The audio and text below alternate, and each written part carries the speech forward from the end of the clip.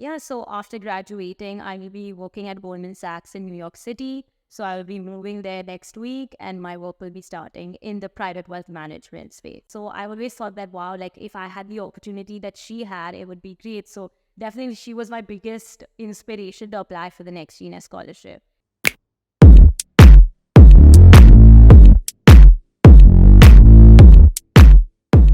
Hi everyone, I'm Kajol. I'm from Next Year Scholarship Program, and today we have Trisha Agrawal with us. So, instead of me introducing her, I would like her to introduce you to all. So please go ahead. For sure. So my name is Trisha Agrawal, and I went to my high school was in Bombay, Dhirubhai Ambani International School. I did my IGCSE and IB there, and then I went to Union College in Schenectady, New York, where I majored in economics on the quantitative track and minored in data analytics. So Wow, and now I'm here. Yeah. that's great. I mean, economics and data analysis. So, before I jump into your major, I want to know that you were in Dhirubhai Ambani International School. So, how did you get to, aspire or dream of studying in US? How did that dream came in your mind? Yeah, I think because I was in the IGCSE and IB curriculum, I was doing such a diverse set of subjects. I was not doing just one thing. I was doing math, I was doing science, I was doing economics, and I found myself to be interested in a lot of these areas, which is why I thought like the liberal arts education, the US education would suit my interests best. I actually went to college undecided. So I didn't know if I wanted to become a doctor, if I wanted to study economics, and then I took classes, and then the end of my first year of college, I actually declared my major. So I think it was more that I was just interested in doing so many different things that I didn't know exactly what. So you said that you went undecided, and as you were, doing like studying various subjects, you kind of knew that liberal arts education will help you. So would you like to shed some light upon what is liberal arts and what is liberal arts education and colleges? How do this help students in, building a holistic personality? Definitely. I think choosing a liberal arts education was like the best decision for my career because I was not only against studying one thing. If I took a math class, I had to take a psychology class. I have to take an English class because it's also you learn a lot of communicating, delegating, leadership skills through all of these classes. We had a common curriculum that was so intense, which touched on, like, I'm somebody who would never take a psychology class if I was not forced to do it.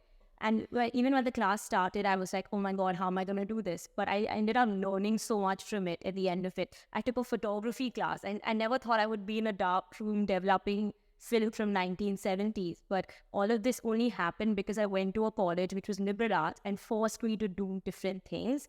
And in the moment, you don't realize, but when I look back at my transcript, I'm like, wow, I've done classes in almost every division and major that is at college. And you get to meet such a diverse set of people because not in my friend circle, like one is an art and history major, one is a biochemistry major, one is a economics, math. Like you just get to meet people with so many different strengths and interests. So that's very great. That's great. So the community, so if as you mentioned that, you have friends from different ages, so how do you come along? Like because, sometimes it happens that even when the classes are different, the friends, you have that kind of distance between yourself, we don't come together. But here at college, I'm mentioning that, they were from different major and whatnot. So how did you come along, and what kind of community diversity you get at Union? Definitely. I think the first thing is just your dorm style living. I was living with my 4 suite mates my first year of college. We were all studying different things. And then I think another major thing is clubs. Like from day one, we have like a club fair where every single club at Union, which I think is over 100 clubs, put up a table and you get to sign up for all these clubs. And then I started going for the meetings.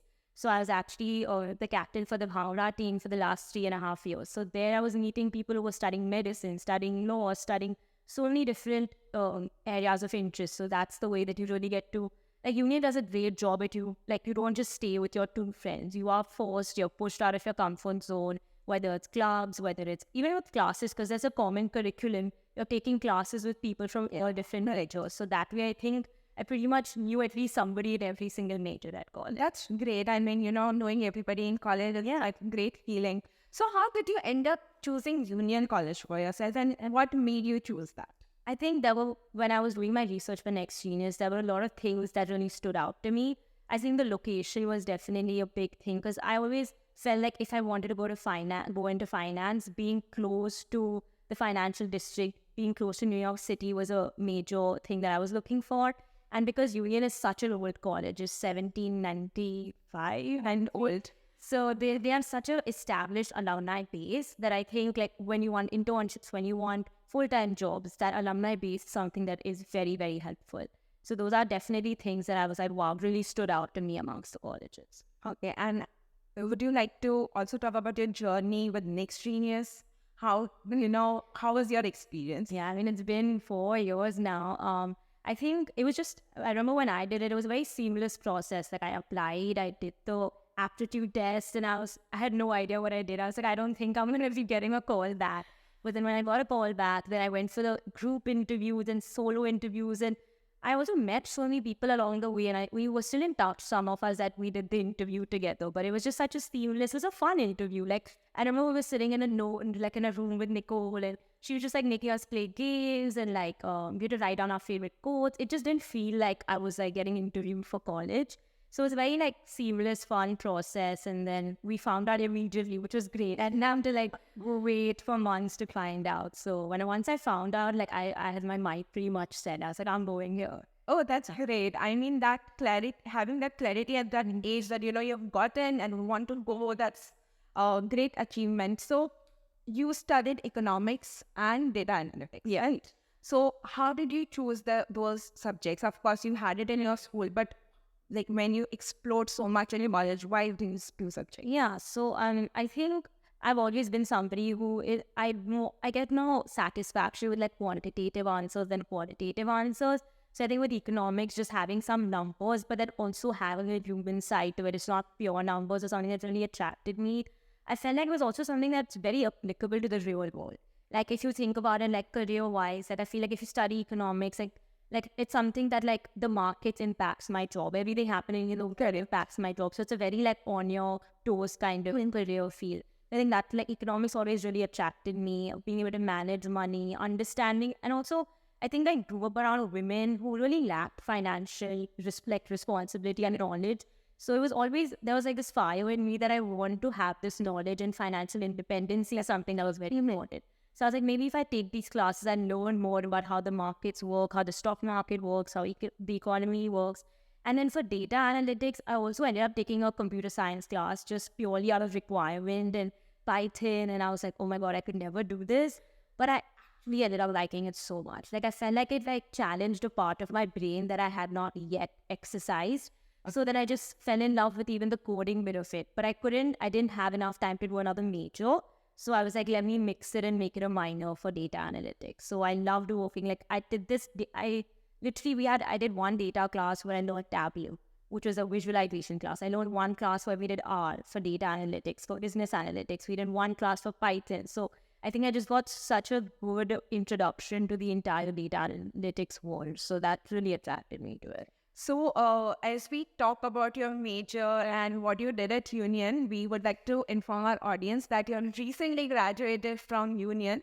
So you graduated with the highest distinction, right? Yes. So what's that called at undergraduate level? It's called the summa cum laude if you graduate with a certain GPA, that's the highest. Okay, so what's the GPA required? I think it's a 3.9, but it changes with colleges. That's lovely. So we have our graduate scholar here with us. So what do you plan to do next? Yeah, so after graduating, I will be working at Goldman Sachs in New York City. So I will be moving there next week, and my work will be starting in the private wealth management space. Wow, that's lovely. Like working at a Fortune 500 company right after undergraduation is great. So how did you end up there? Like what was the pathway? Yeah, definitely. Like I've had many conversations about this, and I feel like it seems like one day I woke up and I just had this, but I feel like it's been 4 years in the making, because I had my sister as well, she's 3 years elder than me, and she told me like the only key to cracking a good job is just starting good.